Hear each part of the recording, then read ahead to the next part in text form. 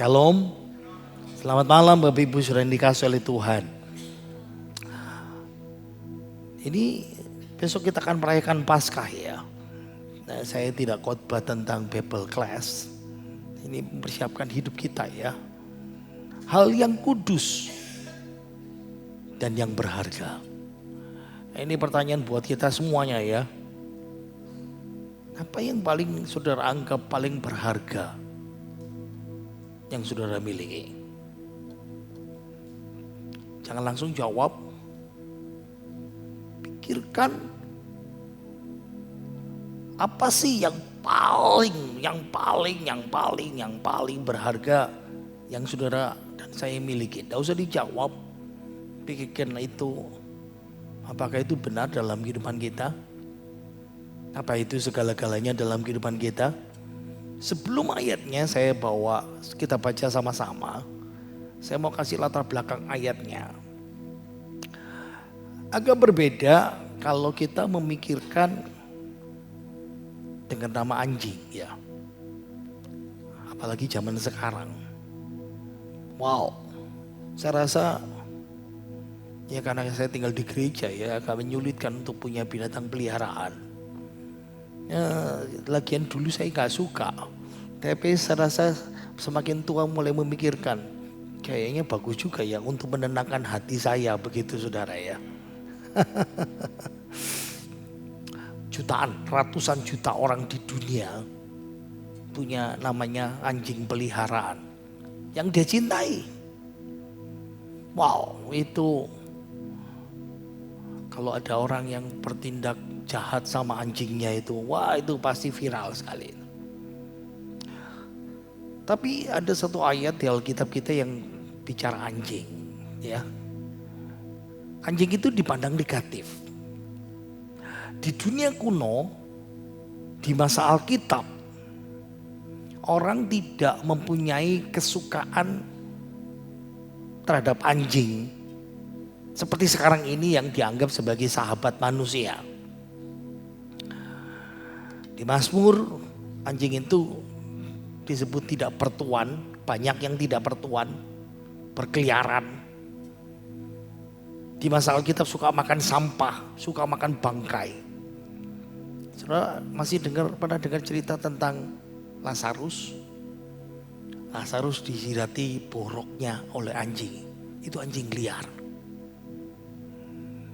Dan para penafsir pun juga mengatakan bahwa Lazarus pun mati gak dikubur karena mayatnya dimakan sama anjing. Umum sekali pada waktu itu.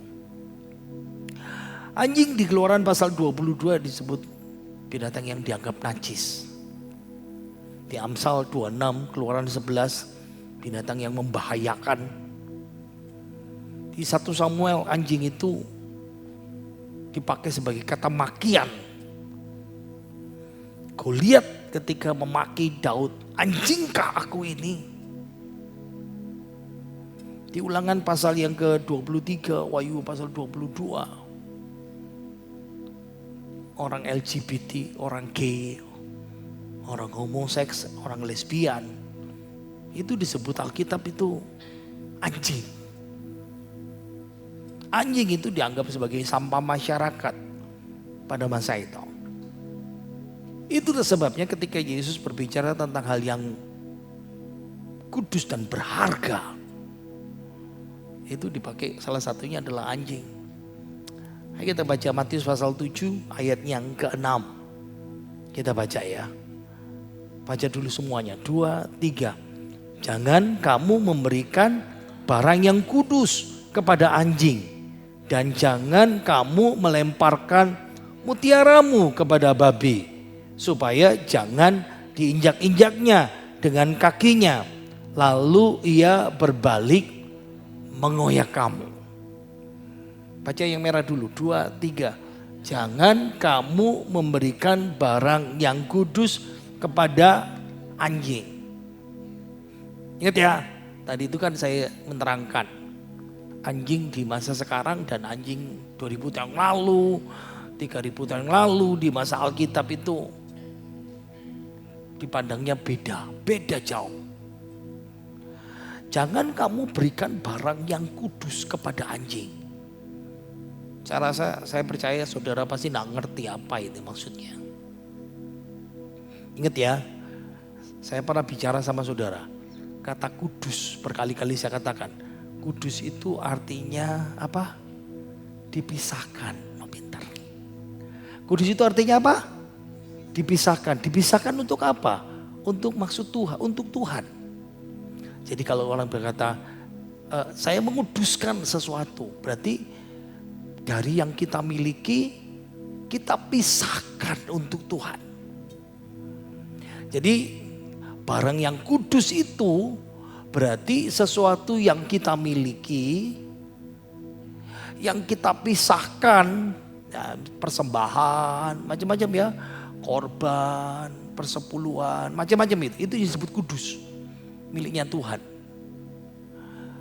Nah kalau dalam arti yang ide ayat ini berarti kita ngerti, ini bicara soal kalau kamu punya persembahan korban, daging. Gak boleh ngambil daging itu yang sudah dipersembahkan sama Tuhan jadi korban lalu kamu kasihkan sama anjing. Kalau ini terjadi sekarang ayat ini dan kita hidup di masa ayat ini, maka ini akan terjadi keributan besar namanya penodaan agama.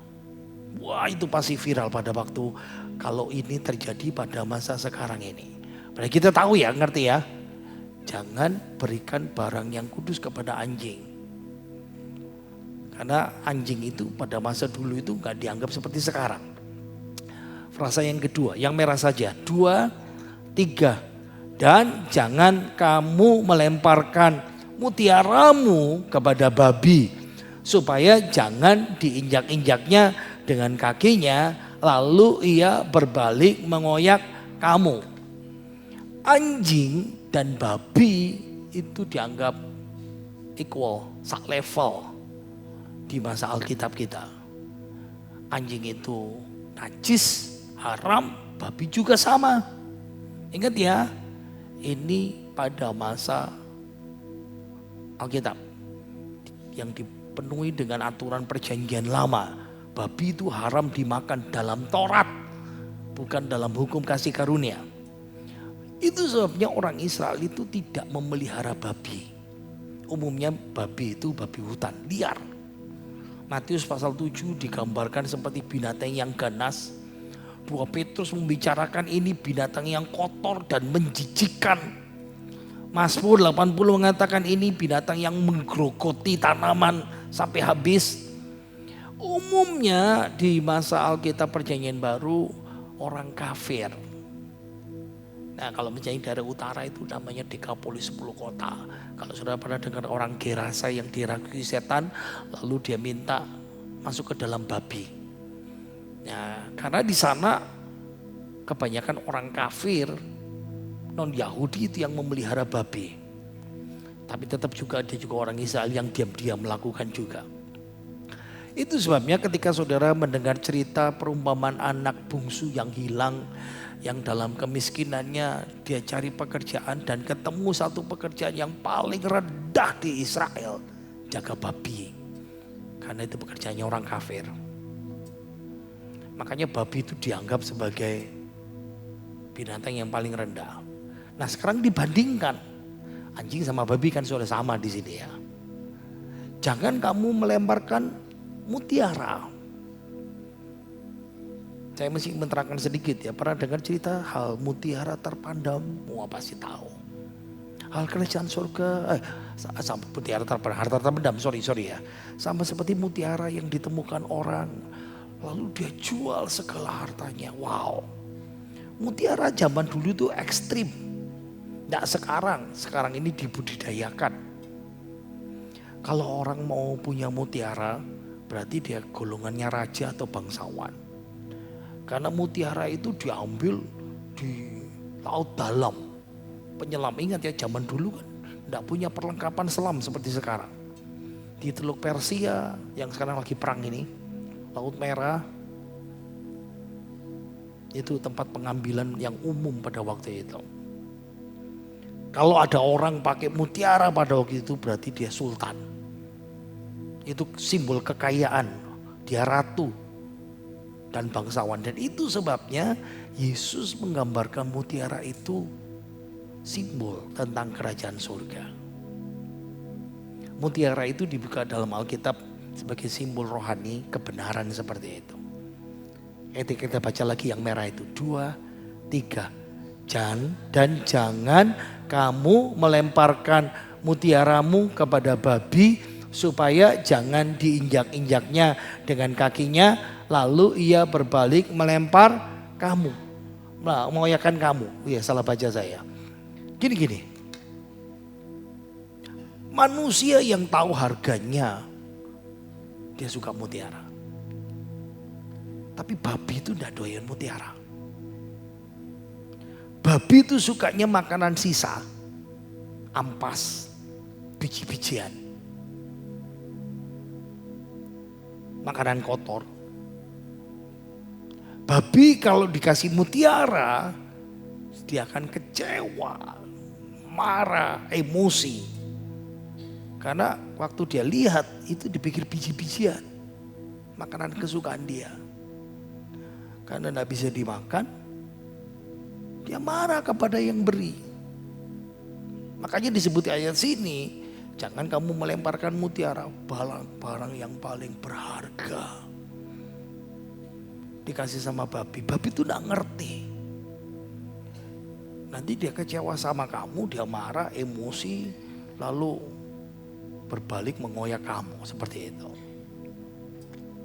Sekarang saya mau terangkan, apa sih artinya hal yang kudus yang paling berharga? Nah, sekarang ingat dari ayat ini, Yesus melarang 2 tindakan yang bodoh. Memberi anjing barang berharga, memberi babi mutiara. Dan itu 2 tindakan bodoh yang melambangkan hal yang sama.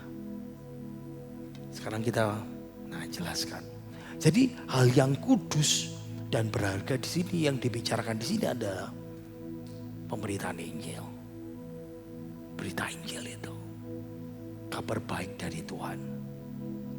Anjing dan babi itu orang yang tidak bisa menghormati hal yang kudus dan berharga. Menolak kabar baik. Menolak Injil. Menolak firman Tuhan. Stop. Balik lagi yang pertanyaan pertama. Apa yang paling berharga yang saudara anggap paling berharga, paling penting, paling mahal, yang kudus, yang seharusnya menjadi bagian dalam kehidupan kita? Saya rasa mungkin firman Tuhan, berita Injil tidak terpikirkan sekalipun dalam pikiran kita. Ingat ya, balik lagi saya. Ini Matius pasal 7 ayat yang ke-6. Nah, berarti kita tahu dari pasal 7 ini ayat 6, berarti ada ayat 1 sampai ayat 5 sebelumnya. Ini kan bicara namanya konteks. Yesus mengajarkan tentang membuat penilaian atau penghakiman yang benar. Ayo dibuka Alkitab kita, boleh. Pelan-pelan buka Matius pasal 7. Saya sudah memang sengaja siapin. Kalau saudara mau lihat pasal 7 ya, jangan kamu menghakimi supaya kamu tidak dihakimi. Karena dengan penghakiman yang kamu pakai untuk menghakimi, kamu akan dihakimi, dan ukuran yang kamu pakai untuk mengukur akan diukurkan kepadamu. Nah, makanya Tuhan bilang, hati-hati, gak boleh punya penghakiman atau penilaian yang munafik. Yang kedua, Tuhan mendorong kamu supaya tajam. Itu ayat 3, 4, dan 5. Gimana tajam? Kalau kamu lihat selumbar di mata saudaramu, tapi kamu tidak lihat balok di matamu. Bagaimana kamu ayat 4? Bagaimana kamu bisa berkata sama saudaramu, aku keluarkan 1 lumbar itu, padahal ada balok di matamu. Ayat 5, orang munafik. keluarkan dulu selumbar serbuk itu dari matamu supaya kamu bisa keluarkan balok. Ya, kalau kamu ingin mengeluarkan balok dari serbuk dari mata orang lain, keluarkan dulu balok di matamu. Nah, baru masuk ayat yang ke-6 ini. Jadi kita bisa sedikit pahami ya. Tuhan mengajar kita buat penghakiman penilaian yang betul dalam hidup ini. Nah, itu dibekas Tuhan. Waktu dalam kesempatan yang lain, ketika dia mengutus murid-muridnya memberitakan Injil. Ayo kita baca. Matius 10 ayat yang ke-14. 2, 3. Dan apabila seorang tidak menerima kamu dan tidak mendengar perkataanmu, keluarlah dan tinggalkanlah rumah atau kota itu dan kebaskanlah debunya dari kakimu. Nah, jadi murid-murid diutus oleh Tuhan untuk memberitakan Injil, memberitakan firman Tuhan. Kalau ada orang menganggapnya tidak berharga, cepat keluar. Kenapa dianggap tidak berharga? Karena mereka, maaf, anjing dan babi.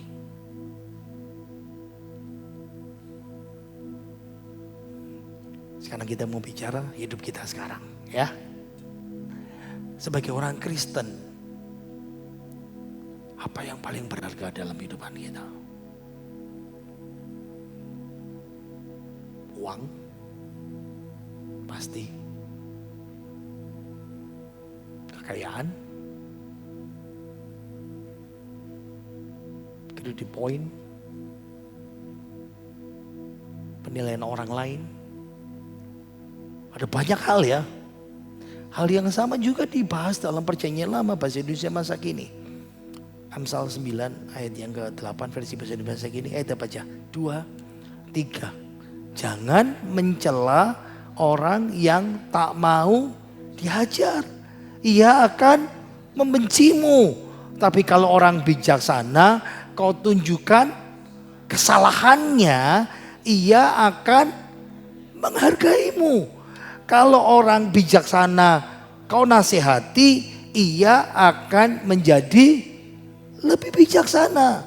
Dan kalau orang yang taat kepada Allah kau ajar, pengetahuannya akan bertambah. Stop. Sekarang bisa nangkep firman Tuhan ini mulai pelan-pelan, mulai nyantol. Apa yang paling berharga? Apa yang paling kudus berharga di dalam kehidupan kita? Ternyata firman Tuhan. Nah, memang firman Tuhan itu kadang-kadang bikin saudara sakit hati.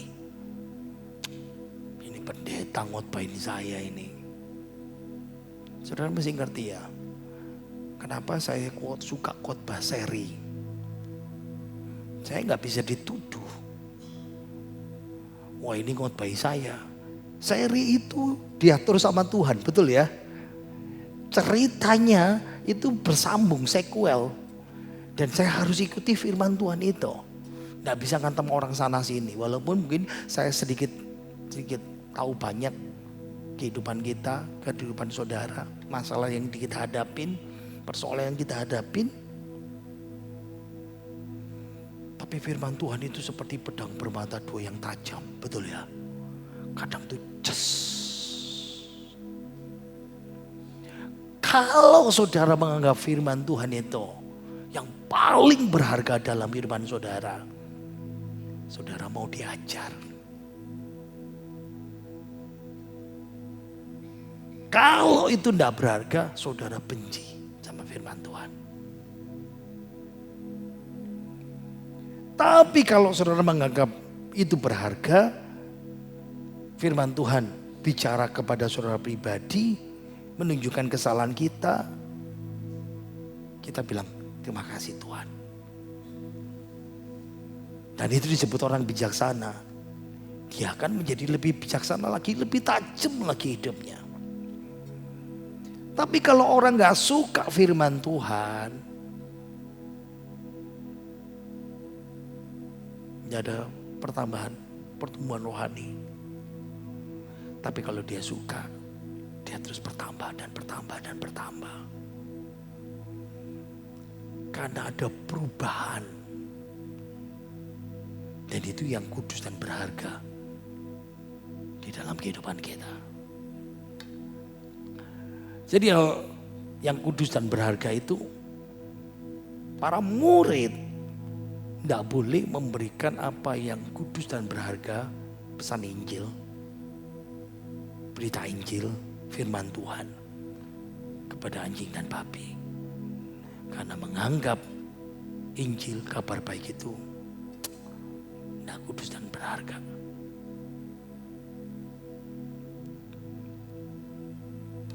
Ini yang membuat kehidupan saudara dan saya bisa dibedakan.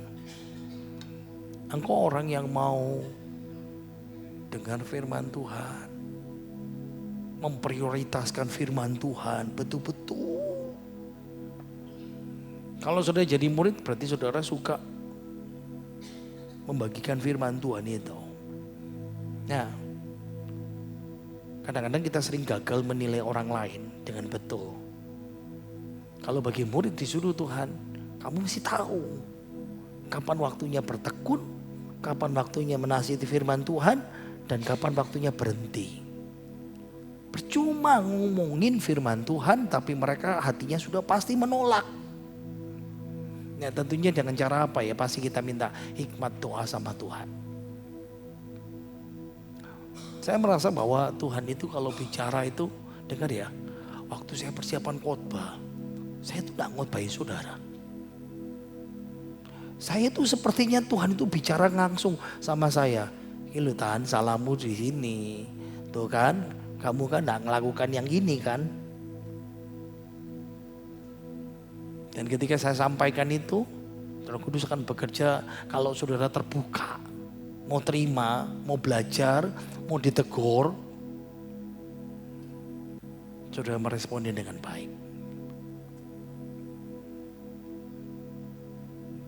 Kalau tidak meresponi dengan baik, baca ayat yang merah ini 2, 3. Lalu ia berbalik mengoyak kamu. Kita tahu ini yang dialami oleh para apologet ya. Apologet itu menceritakan tentang menerangkan firman Tuhan, membela firman Tuhan. Masih juga diserang. Dibukakan. Nah, saya rasa beberapa orang dari saudara suka mendengar itu ya. Saya asumsikan seperti itu. Walaupun mereka sudah paham, walaupun mereka sudah mengerti, dibukakan, sudah jelas, tidak bisa dibantah, masih juga marah. Betul ya? Lalu kita ketawa. Tapi jujur, kadang-kadang kita juga sama seperti itu loh. Ketika Tuhan bicara sama kita, kita dengar firman Tuhan. Oh ini sepertinya menghantam saya ini seperti itu. Karakter kita mulai muncul di situ. Karakter kita orang bijaksana, menerima, berubah, atau maaf, karakter kita asli kita, anjing dan babi menolak firman Tuhan. Itu sebabnya kenapa banyak orang tidak bisa bertumbuh. Karena kita suka pilih-pilih firman Tuhan. Nah ini yang paling enak. Nah ini memotivasi yang paling terus. Ini bagi hidup kita memahami. Murid-murid juga dikasih Tuhan pesan yang seperti itu ya. Kalau kau seorang tidak mau terima kamu keluar dari rumah, kebaskan kamu tidak punya tanggung jawab lagi. Paulus juga mengalami hal yang sulit ketika dia menginjil PI di Korintus. Orang-orang memusuhi dia, menghujat dia, membenci dia. Dia berkata, oke, tugas saya selesai, biarlah darahmu tertumpah atas kepalamu sendiri. Aku bersih, tidak bersalah. Penting buat kita saudaranya ya. Ini bagian yang terakhir. Apa yang kita bisa pelajari dari hal yang kudus dan berharga? Kabar baik Injil, firman Tuhan itu. Penting buat kita untuk hikmat ya. Ketika menyampaikan Injil kebenaran itu. Kasih nasihat sama orang lain. Kasih dorongan buat orang lain. Itu bukan sekedar ngomong penyiaran tanpa pandang bulu. Apa yang kudus dan berharga dalam kehidupan kita? Mayoritas orang Kristen melihat yang paling penting itu berkat jasmani, materi. Firman Tuhan bilang tidak. Injil, kabar baik, firman Tuhan harus dipahami dalam kehidupan kita. Mindsetnya mesti dipindah, mindsetnya mesti berubah. Makanya Tuhan kan ngajarin kan, carilah dahulu kerajaan Allah beserta kebenarannya, maka semuanya itu akan diberikan kepada kita. Nah tapi kita ini kebalik. Kita cari jasmani dulu, rohani menjadi secondary. Firman Tuhan hari ini mengajarin kepada kita, what the most important, apa yang paling utama, paling penting dalam kehidupan saudara. Pahami ada banyak pembenci. Ada orang yang tidak mau terima, ada orang yang bermusuhan. Bahkan kita tahu ada orang-orang yang mengejek Injil, mengejek Kristus. Bahkan menyerang pembawa pesan itu. Dan kita lihat ya apologet kita. Siaran sambil dibuat parang, celurit dan macam-macam. Mau dibunuh dan semuanya. Tapi gak usah lihat yang itu. Lihat diri kita. Sebetulnya kita kadang-kadang, itulah pendeta, itulah khotbah. Kan gak tahu jelasnya. Tanpa kita sadari, perlahan-lahan kita berubah karakternya. Maaf, kasar sekali. Seperti anjing dan babi. Yang gak mau terdengar firman Tuhan. Yang gak mau dinasihati firman Tuhan. Yang gak mau berubah hidupnya.